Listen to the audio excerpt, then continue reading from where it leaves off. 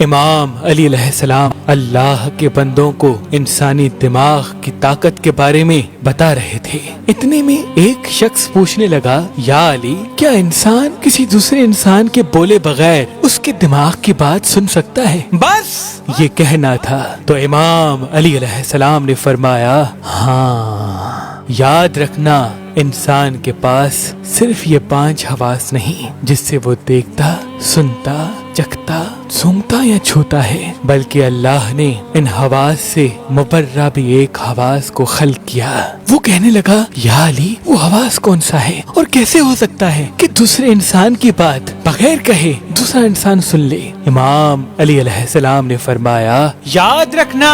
جب انسان اپنے دماغ میں کسی چیز کے بارے میں سوچتا رہتا ہے تو اس سوچ کا اثر آس پاس کے لوگوں کے دماغ پہ پڑنے لگتا ہے اور یوں ایک دائرہ قائم ہو جاتا ہے اور دوسرے لوگ اس سوچ کے اسیر ہونے لگتے ہیں، اور وہی سوچ گھر کے ماحول، محلے اور انسان کی شخصیت پہ اثر کرتی ہے۔ میں نے اللہ کے رسول سے سنا کہ کبھی بھی برا نہ سوچو، کیونکہ انسان کی بری سوچ صرف انسان کی شخصیت پہ نہیں بلکہ انسان کے گھر اور انسان کے آس پاس کے لوگوں کے دماغ پہ برا اثر ڈالتی ہے، اور خصوصاً ان بچوں کے دماغ پہ جو بچے بالغ نہیں۔ کبھی بھی اپنے بچوں کے سامنے گناہ کی سوچ کو دماغ پہ حاوی نہ کرنا۔ انسان یہ سمجھتا ہے کہ جب تک وہ کہتا نہیں کوئی سن کیسے سکتا ہے، لیکن حقیقت تو یہ ہے کہ بولنا تو صرف بات کو واضح کرتا ہے، بات کو جنم نہیں دیتا۔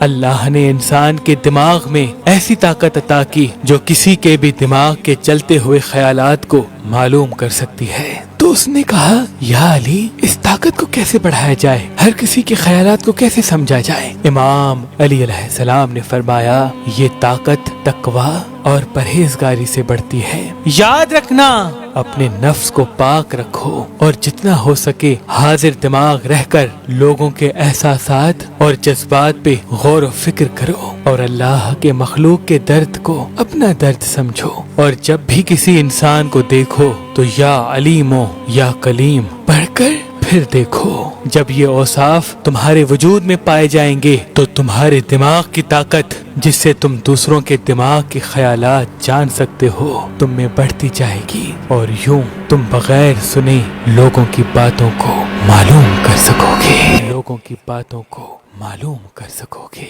لوگوں کی باتوں کو معلوم کر سکو گے۔